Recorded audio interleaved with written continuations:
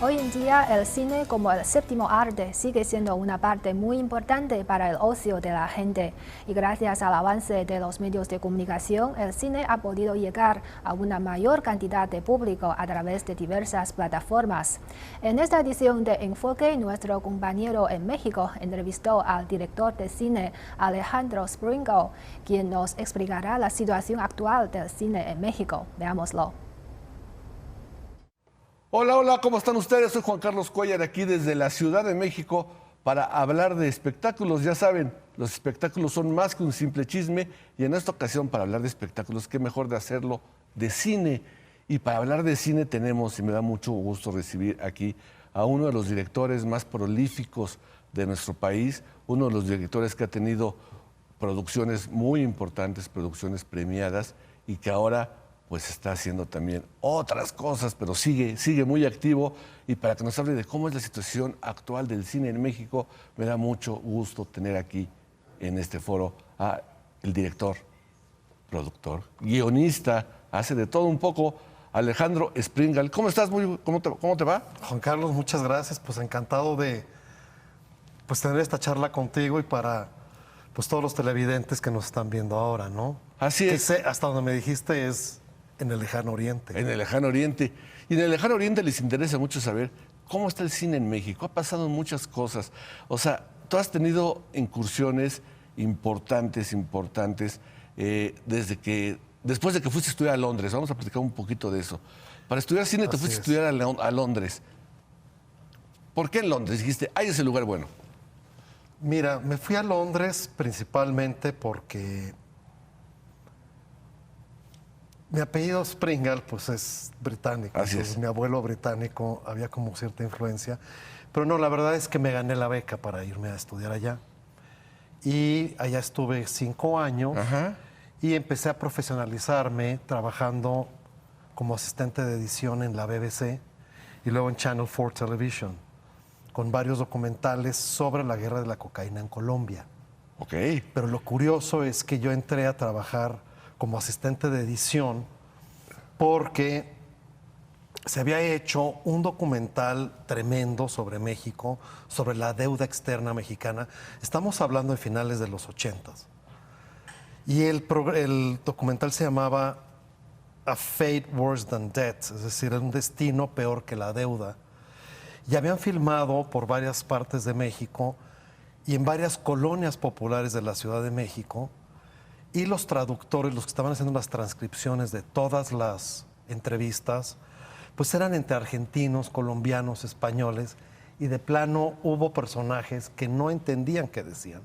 Entonces, en una fiesta conocí a un editor y me dijo, ¿tú eres de la Ciudad de México? Ven mañana para ver si entiendes lo que dice esta gente.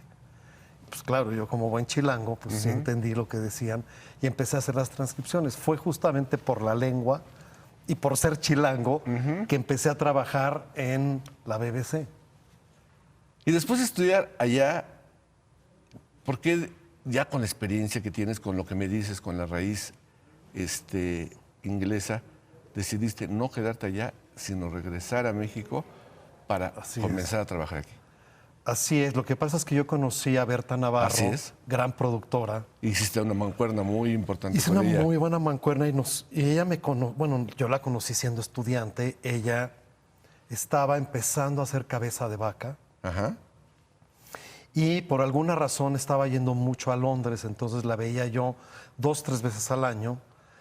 Y de pronto surgió un proyecto que se llamaba Los 1001 años de la lengua española, basada en el libro de Antonio Alatorre, que es un súper libro. Y como se acercaba el 5º centenario del descubrimiento de América, pues había la intención de hacer esta gran serie sobre la lengua española.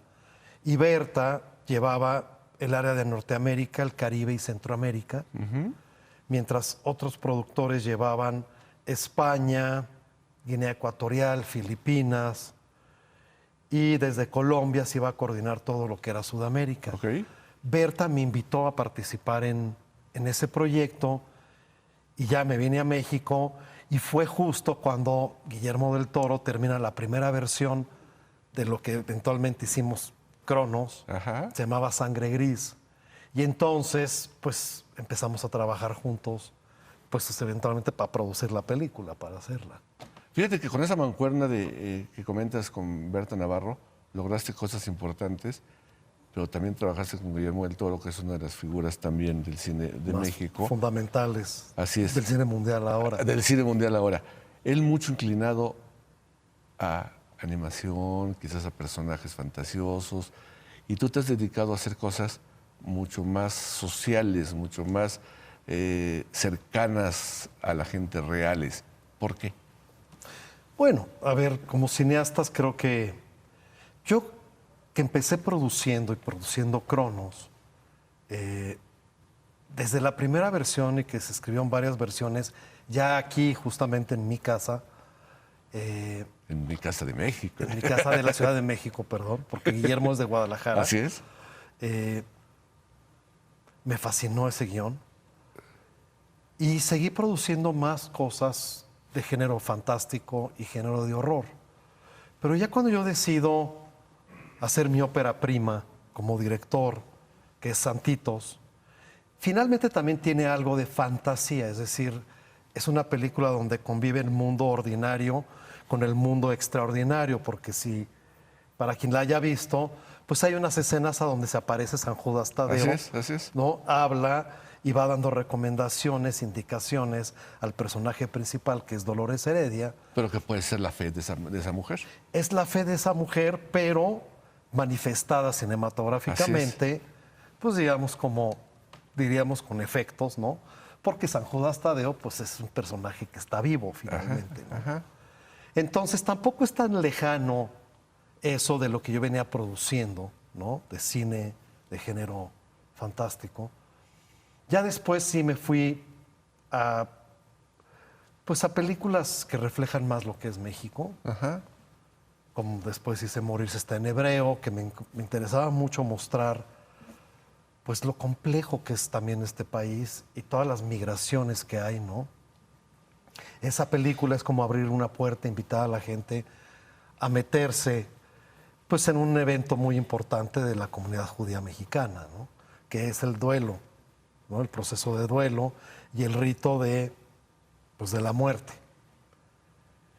Y así, bueno, hasta mi última película, que es Sonora, que sí tocó pues varias temáticas, es histórica y supongo que a nuestros televidentes les interesará saber que es una película que trata la expulsión de la migración china y de los movimientos antichinos que se dieron en México en 1931.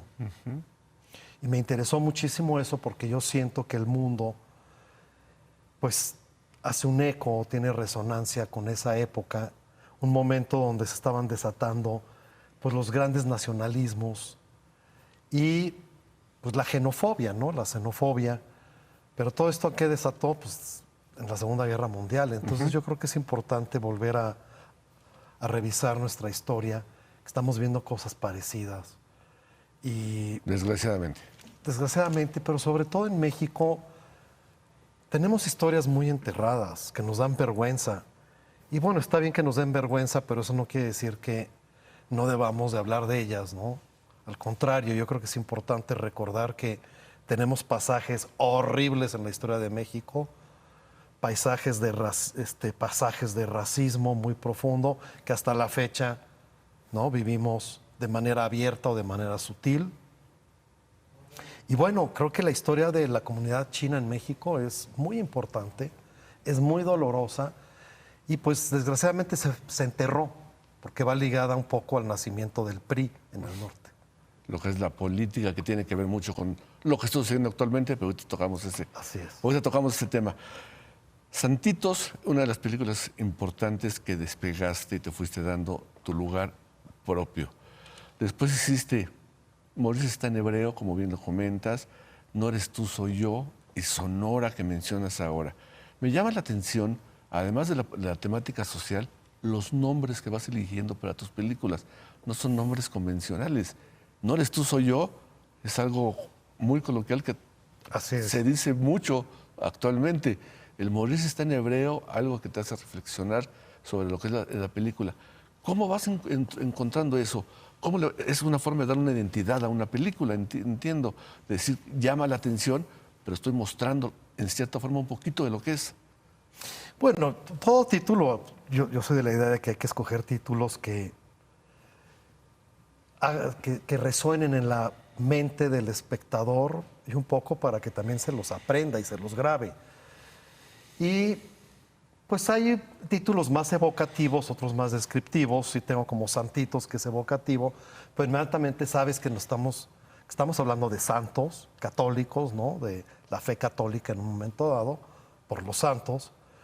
Después, Morirse está en hebreo, sí tenía que ser un poquito más explicativo porque me interesaba que la gente supiera que nos íbamos a meter con la comunidad judía mexicana, con un rito de muerte también, ¿no? Además, ese póster era hermosísimo porque era una calavera de las de azúcar con el nombre de Moishe, ¿no? Y su kipá, ¿no? Era digo, más mexicano no podía ser. Es como cuando iba yo presentando la película en diversos festivales de cine judío por el mundo, que hay muchísimos, que me decían, oye, los judíos mexicanos son bien mexicanos, ¿no? Digo, pues sí, como los judíos argentinos son bien argentinos, y los judíos franceses son bien franceses, y los de Long Island son bien de Long Island, o sea... Arriesgados, ¿no?, a su país donde están. Pues sí, las comunidades judías se adaptan y adoptan, ¿no? Es lo que se dice. Y entonces era un título un poco más descriptivo, que la gente podía esperar que iba a haber algo mexicano, pero no de la cultura dominante, digamos. Después, No eres tú, soy yo, pues sí, también es un título un poquito más evocativo, que sabemos que va a ser una historia de una pareja, finalmente, ¿no? De crisis matrimonial o crisis de pareja. Y después Sonora. Sonora es el menos evocativo. Lo que pasa es que a mí la palabra Sonora me parece hermosísima. Sí, así es. Y también aunque no sepas bien de qué se pueda tratar, dices, o es algo sobre sonido, ¿no? Sonoro, o también puedes pensar, es un estado de la República Mexicana, ¿no? Y bueno, finalmente, pues ahí ya, como la película también es un western, creo que sonaba muy bien también para western, es decir, si tú ya veías el póster y algunas imágenes, te evocaba a un western, y un western pues de los 30, que era lo que yo quería, ¿no? Como de la época de John Ford, porque finalmente además la estructura de la película sí es un western y muy basado en la estructura de esta gran película de John Ford que se llama La Diligencia. Tiene la misma estructura dramática. Entonces, yo siento que un director americano de los 30 en un western hubiera llamado sin ningún problema su película Sonora, ¿no? Como Río Bravo o no sé. Sí, algún lugar así.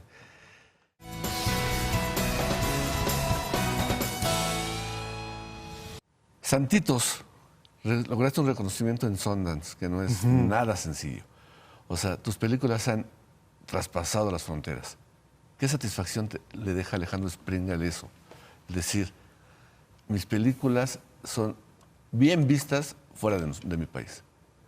Bueno, para mí es muy importante. Mira, creo que haber hecho Cronos como mi primera película como productor y mi primera película, digamos, como un profesional ya, fue muy importante porque fue una película que abrió muchos caminos.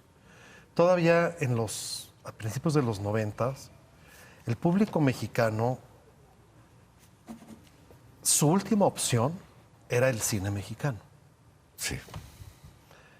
Había hasta cierto desprecio del público por nuestra cinematografía y cuando estrenamos, incluso Del Toro y yo íbamos y comprábamos muchos boletos y los regalábamos. Y mucha gente, pues éramos un par de chamacos, digo, yo tenía 25 años, Del Toro tenía 27, 28. Éramos un par de escuincles regalando boletos para una película mexicana y la gente decía, ay, no es mexicana, ay, no, mejor me voy a ver la de Julia Roberts, ¿no? Entonces, primero, hacer tu primera película y sentir ese rechazo del público mexicano por sus propias historias, por su propio cine, para mí fue determinante. Cuando hice Santitos, sí uno de mis propósitos fue tratar de hacer una película que pudiera llamarse como una alumna o heredera, digamos, de la época del cine de oro. ¿Por qué? Porque tenemos, por la historia y los personajes son sacados de la época de oro del cine mexicano. Y también teníamos, pues un poco más hacia los 60, 70, pues toda la acción de los luchadores, ¿no? Si te acuerdas, Alberto Estrella es un gran luchador, que es el Ángel Justiciero. Ah, sí. Entonces, la película tiene todos los elementos súper conocidos en la cinematografía mexicana. Para mí era muy importante eso. Y claro, bueno, pues estrené en Sundance, a donde ganamos, y de ahí la película viajó por todos lados. Es una película que se vio en Australia, en Corea, en Egipto, en Brasil, sobre todo Brasil es donde mejor le fue después de México, y en Francia, curiosamente. Fíjate, qué curioso. Pero sí, y hasta la fecha es una película viva, se volvió una película como de culto, que todavía me la compran así en televisoras en Italia, por ejemplo, es 2 pasadas, por favor, a lo largo de 18 meses. Y entonces es una película que está viva. Y que la ves actualmente y te sigue moviendo sentimientos. Exacto, y no se ha hecho vieja. Así es. La película, porque además es una película, mira, Felipe Ehrenberg, que está en la película, que fue un artista muy importante, fue un neólogo, que se decía, me dijo, te voy a decir las palabras como me las dijo él. Tal cual, puedes decir lo que quieras. Me dijo, es una película dulcemente cabroncita, ¿no? Buena descripción. Y sí, toco temas muy, muy fuertes, ¿no? Pero de una manera, desde el lado luminoso, digamos, porque finalmente sí es una comedia negra, ¿no? Pero llena de verdad, y por eso me interesaba. A mí me gusta la comedia negra, casi todas mis películas tienen mucho humor negro, que me gusta, de cierto modo, pues que la gente abra la boca para dar cucharadas de verdad, ¿no? Y eso, sin embargo, Santitos, te voy a decir que más bien, yo decía, no surrealismo, sino, si acaso, realismo mágico, que es este mundo lo que platicamos, en donde los mundos ordinarios y extraordinarios conviven en el mismo plano. Así es. Pero finalmente la película se ha visto por todos lados y se sigue viendo. Ya pronto va a estar en Amazon. Ya, es lo que leí. Ya cerré con Amazon. Ah, buenísimo. Que esté la película ahí. Perfecto, está buenísima para seguirla viendo. Es que es muy linda película. Así es. Y es muy divertida y está actuada increíblemente bien porque Dolores Heredia es una de nuestras grandes actrices que trabajó conmigo también en Sonora. Está Demián Bichir, Alberto Estrella. Es un gran elenco. Regina Orozco, Ana Berta Espín, perdón. Roberto Cobo, actor de Buñuel, ¿no? Que hizo Los Olvidados.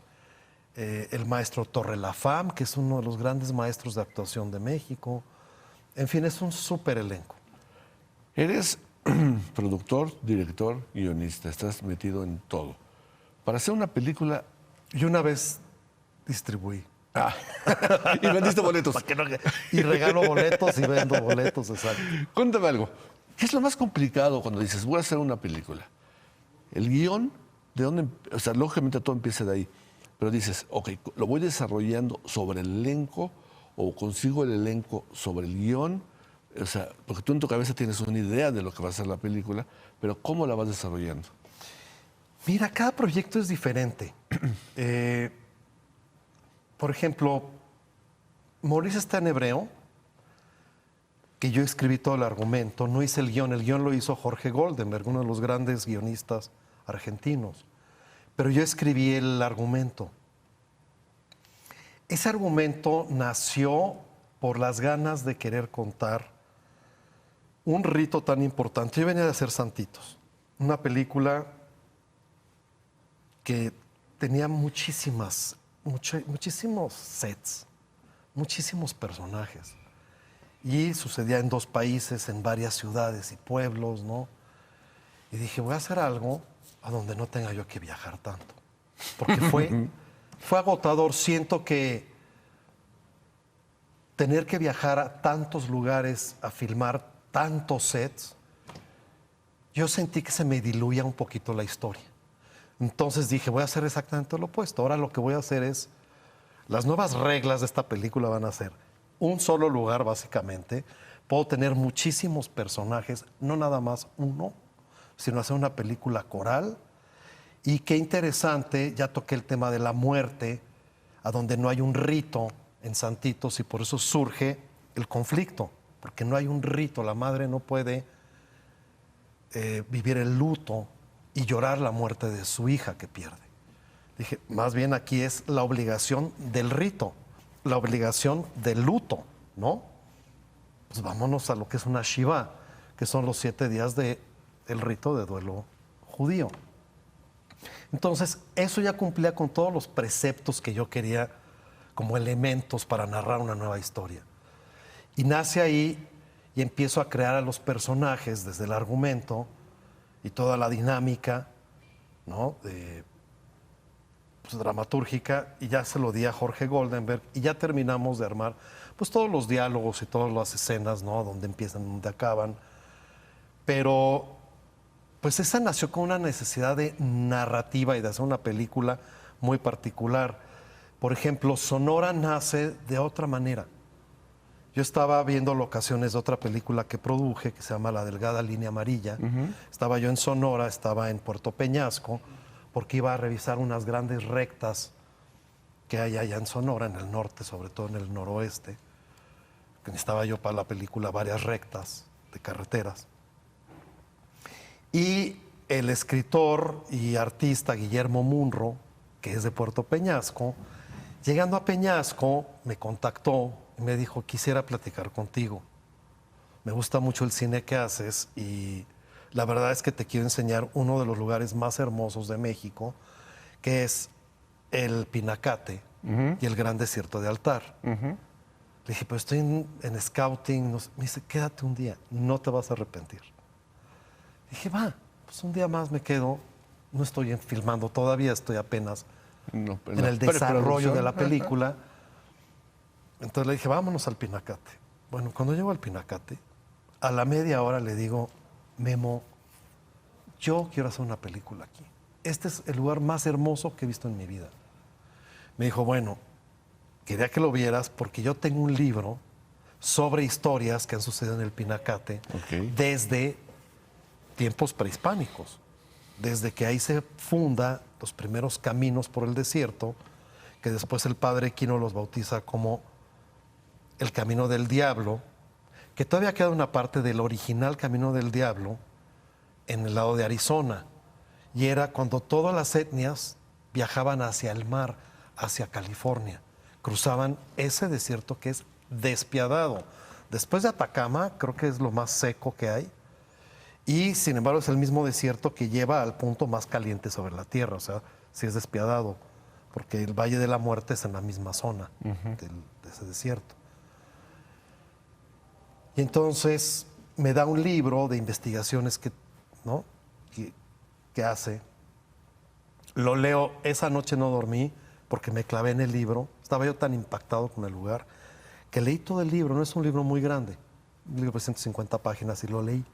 Al día siguiente desayuno con él, le digo, no le puedes dar ya tu libro a nadie, mi abogado te va a hablar, quiero los derechos. Y empiezo a trabajar con eso. Y empiezo a trabajar con eso. Y entonces hablo con John Sayles, que es socio mío también, bueno, y compadre, con el que he hecho 6 películas, que es un gran guionista americano, y le digo, John, vamos a trabajar esta historia. Y entonces, ¿esa historia de dónde nace? Nace por haber visto una gran locación. Y entonces hurgar en la historia de esa gran locación. Y lo que más me sorprendió es que por ahí pasaron miles de familias chinas huyendo hacia Baja California. Con todas esas experiencias que has tenido para filmar, antes de que el tiempo nos coma, platícame, actualmente, ¿cómo sientes la situación del cine en México? Está muy complicada ahora que quitaron fideicomisos, ahora que hay poco apoyo. Yo estaba muy contento platicándote el lado bueno al menos de mis películas. El cine, mira, Bueno, se juntan dos cosas. Veníamos, de verdad, con un crecimiento de la industria cinematográfica muy bueno. La verdad es que todo el sexenio anterior, cuando estaba Jorge Sánchez como director de el IMCINE, se fortalecieron muchísimo los fondos, más el estímulo fiscal, porque teníamos dos fondos, el FOPROCINE y el Fidecine, más el estímulo fiscal. Eso detonó la producción. ¿Y qué pasa cuando detonas producción? Bueno, viene una mayor profesionalización y viene una oferta de historias y de películas mucho más amplia. Y reconocimiento del mundo. Estábamos haciendo ya cine de todo tipo, desde westerns, pasando por comedias románticas, cine de denuncia, documentales con una fuerza narrativa nunca antes vista, hasta cine de horror, cine fantástico, ciencia ficción. México estaba produciendo pues, más de 150 películas. Viene la 4T y creo que se juntan dos cosas. Uno, por alguna razón, la 4T quiere empezar a cambiar el esquema de producción y de promoción cultural que se venía llevando a cabo con los otros gobiernos, porque yo siento que lo ligaron con los otros gobiernos y no con la comunidad cultural. Lo que nosotros ganamos, al menos en el cine, fue una lucha de la comunidad cinematográfica. O sea, pero esta lucha es de los cineastas, o sea, para seguir haciendo... Es una lucha de los cineastas. Con cada gobierno, desde que yo empecé a hacer mi primera película, que fue en la época de Salinas de Gortari, es una lucha muy de décadas. Que de pronto la 4T es totalmente insensible a esa lucha y pues viene cambios muy fuertes, sobre todo con los fideicomisos. Con estos cambios, ahora como cineasta, ¿cuáles son las dificultades para hacer cine? No tenemos, todo se convirtió ahora en subsidios, subsidios que no cumplen con las necesidades del cine, porque al ser subsidios tienen que ser gastados en el año fiscal y no hay una transanualidad, que es lo que requiere el cine. Y como está organizado ahorita, uno, se recortaron muchos recursos, supongo que también por la pandemia hubo un gran recorte de recursos, pero sobre todo la distribución de esos recursos, que son importantes para nuestra cinematografía, porque no hemos logrado consolidar una industria que por sí sola subsista. Necesitamos todavía de recursos estatales.